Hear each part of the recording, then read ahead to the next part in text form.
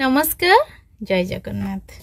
आज मुझे आपण मान सहित गोटे इंटरेस्टिंग कथा शेयर करुच्ची। मोर जने बंधु कहले आप हाउस वाइफ नुहति माउस वाइफ। तो मुझे कहली कौन पाई माउस वाइफ ना देखो आगर महिला माने घर चारि कोणे थी कि आबद्ध रही पिला मानकर जत्न नौथिले किंतु ये आपण मानू देखु नांती घरर रोसई ठू नहीं कि आपण मानकर मेकअप ठू नहीं पिला मानकर पाठ पढ़ा पर्यंत आपण माने लैपटॉप पीसी मोबाइल यूज करूछंती। तो सेथि भाई आपण का ना हाउस वाइफ रो माउस वाइफ कारण आपण विभिन्न काम रे तो आपण कंप्यूटर व्यवहार अधिक करूछंती।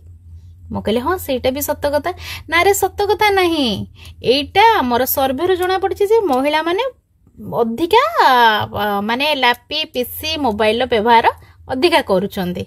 मो कहली अच्छा हो तो किछि समय पर मो भाबिला पर मते निजको सतरे फील हैला आपण जहा कहउछंते सब जगह रे ठीक कहउछंते आमे housewife no mouse wife.